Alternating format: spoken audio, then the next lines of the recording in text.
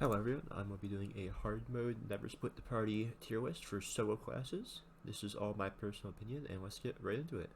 So starting at the D tier we have Lancer. The recommended items, starting item to bring with Lancer is either Bloodthirsty or Pot of Gold.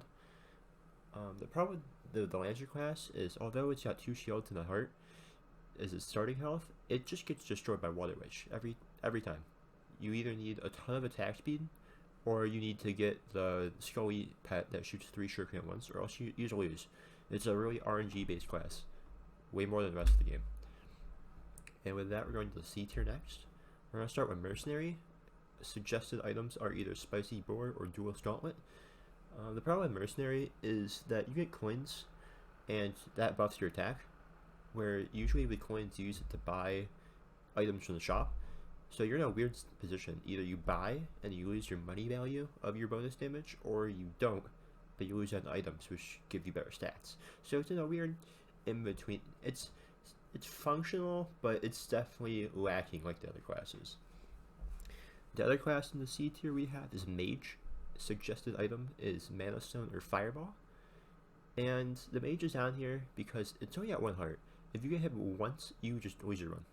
So it's a really high risk, high reward gameplay because you have a ton of damage. You have a ton of wave clear your spacebar ability. So if you're competent and good at this game, you can easily make it through a dungeon with Mage. But it's just not a friendly beginner class, and because of that, I can't rank it any higher. Next up, we got B tier. The B tier, we're starting with Paladin. Suggested items are Black Swan Feather or Lightning Armor.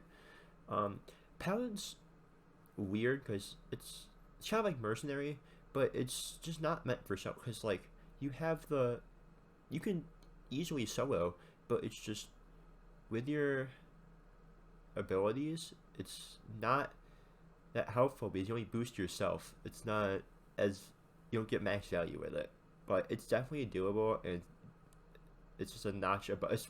It's Mercenary, but a notch better. The other class we got in the B tier is Ranger. Only good item or starting item to go on this thing is Scully. I guess you could go the attack speed boosting one that you get level 5, but Scully is just needed. Scully is the jump that makes this class go from a mid in between C and D tier class to B. The Scully just gives so much damage potential for this class in order for it to shred through bosses, and being able to shoot through walls saves so much health. Some examples are Pumpkin Room, or when you get to the lava floor, you can shoot through the walls to kill the fire boys that explode, and it's just you can play so safe. You good damage.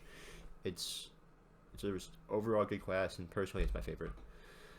Okay, now we're in the A tier. This is where the classes are. All these classes are really strong and pretty good to solo unless you get really bad RNG luck. So we're gonna start with Cleric. Recommended item is either Scroll of Discovery or Rasid's Turban. It's good just because it's so tanky. You start with 4 hearts and you get, especially if you go Rasids, you get faster ability recharge on your self heal, so you can play kind of greedily. The only downside is you don't have as much damage, so your times are gonna be slower. But time isn't the biggest issue with just playing hard mode for yourself. Next up, we're gonna do Engineer. You can take anything on Engineer for ability wise. He's just so versatile and really play. He can fit multiple playstyles, so you can either boost yourself, put up with the frenzy turret, or you can just put down destruction turret and let it kill stuff for you. You can just go potion and use the chest. You have so much variety with what you can do, and with the 2-shot burst close range, if you get a damage boost on that thing, you are gonna shred. The only downside is because it's a short range ability attack that you have to get close and you might take some damage. But besides that, it's a really strong class. Last up for the A tier, we have Beastmaster with the Deadhead. It's just like Ranger. Deadhead is the only good class ability or basic first item you can take. It's very strong. Just like Scully and Ranger, Deadhead boosts up probably the entire tier. Even without it, Beastmaster's good, but Deadhead can just go through the walls and kill stuff like the pumpkin room again, or the behind the walls. Or if it's just a big room, it can kill skeletons for you, or pumpkins in the corner, so you can just focus on the main stuff in the middle, and you'll still be relatively safe. Now we get to the good tier. We get to S tier.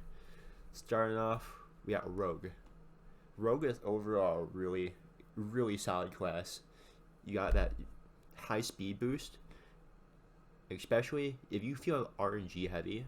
Start Gold Bar. Get that 25 gold. If you get like Executioners in the first shop room, you are gonna have a really nice run. But if you don't want to take Gold Bar, you don't want to be RNG heavy for runs, all the items are good. You can get the speed boost, 5 of each item, or the chicken that get constant gold income. All three, everything's good for the Rogue. And finally, the basic class itself, the Fighter.